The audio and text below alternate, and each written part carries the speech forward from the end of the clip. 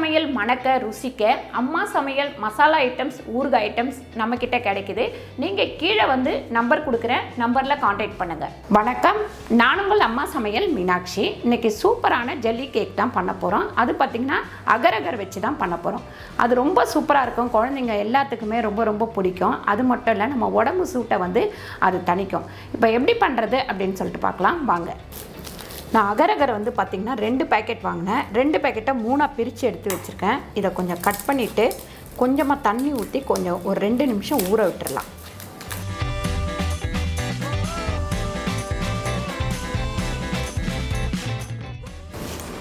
அந்த 3லையுமே ஒரு 1/4 கப் அளவுக்கு தண்ணி ஊற்றி இப்படி ஊற வச்சுக்கலாம்.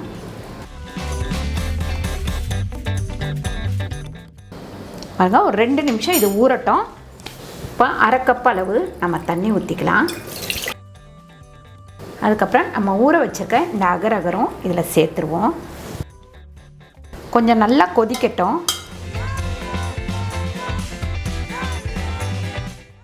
சர்க்கரை வந்து 1/4 கப் அளவுக்கு போட்டுக்கலாம். நல்லா வந்து நம்ம கிண்டி விட்டுப்போம். கிண்டி விட்டுட்டே இருந்திங்கன்னா தான் நல்லா அது கொதித்து அந்த அகர் ஃபுல்லாகவே நல்லா கரைஞ்சிரும். இது நல்லா இந்த மாதிரி கரைஞ்ச உடனே நான் வந்து ரோஸ் மில்க் எசன்ஸ் வச்சுருக்கேன், அது கொஞ்சம் விட்டுக்கலாம். இப்போ நம்ம இதை எடுத்து ஒரு பாத்திரத்தில் ஊற்றிக்கலாம். இப்போ நம்ம ஃபஸ்ட்டு வந்து அகர் வந்து இதில் ஊற்றிக்கலாம்.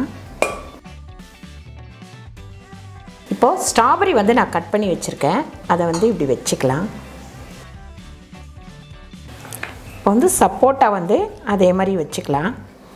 ஆரஞ்சு வந்து நறுக்கி வச்சுருக்கேன், நல்லா தோல் உரித்து எடுத்து வச்சுருக்கேன்.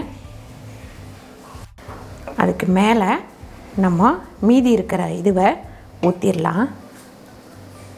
அதுக்கப்புறம் மேலே கொஞ்சம் பிஸ்தா போட்டுக்கலாம். அதுக்கு மேலே கொஞ்சம் ஸ்ட்ராபெரி வச்சுக்கலாம்.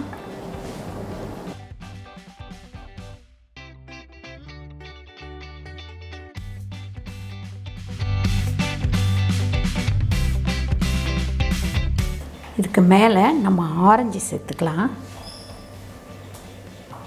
அதுக்கப்புறம் மீதி இருக்கிற ஸ்ட்ராபெரியும் இதுலேயே சேர்த்துப்போம்.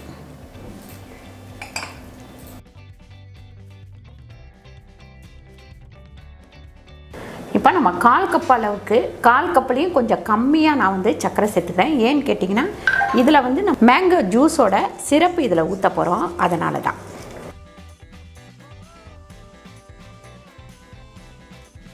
பாருங்க, நம்ம ஜூஸ் போடுற சிரப்பு தான் வச்சுருக்கேன், அதை ஊற்றிக்கலாம். இதே நீங்கள் சீசன் டைம் அப்படின்னா மாம்பழத்தை கட் பண்ணி நல்லா அரைச்சி இதில் ஊற்றிக்கலாம். நல்லா அகர் கரைஞ்சி நல்லா இந்த மாதிரி கொதிக்குது பாருங்கள். இந்த ஸ்டேஜில் நம்ம இறக்கிடலாம். இப்போ இதுக்கு மேலே இதை ஊற்றிக்கலாம். இப்போ இது வந்து நல்லா ஆறட்டும். 1 மணி நேரம் வெளியே வச்சுட்டு அதுக்கப்புறம் நம்ம ஃப்ரிட்ஜில் எடுத்து வச்சு 3 மணி நேரத்துக்கு அப்புறம் எடுத்து சர்வ் பண்ணிக்கலாம். சூப்பராக நமக்கு ஜெல்லி கேக்கு ரெடி ஆயிடுச்சு பாருங்கள். நல்லா ஃப்ரிட்ஜில் வந்து ஒரு 4 மணி நேரம் வச்சு எடுத்துட்டேன். இப்போது இதை வந்து இந்த ஓரத்தில் மட்டும் நம்ம இது பண்ணிவிட்டு கொட்டிக்கலாம். இல்லை கட் பண்ணவே வேணாம், அப்படியே நம்ம கவுத்தரலாம். பாருங்கள், சூப்பராக அந்த ஃப்ரூட்ஸ் எல்லாம் சேர்ந்து எவ்வளோ ஒரு கலர்ஃபுல்லான ஜெல்லி கேக்கு ரெடி ஆயிடுச்சு. இப்போ இதை நம்ம கட் பண்ணுவோம்.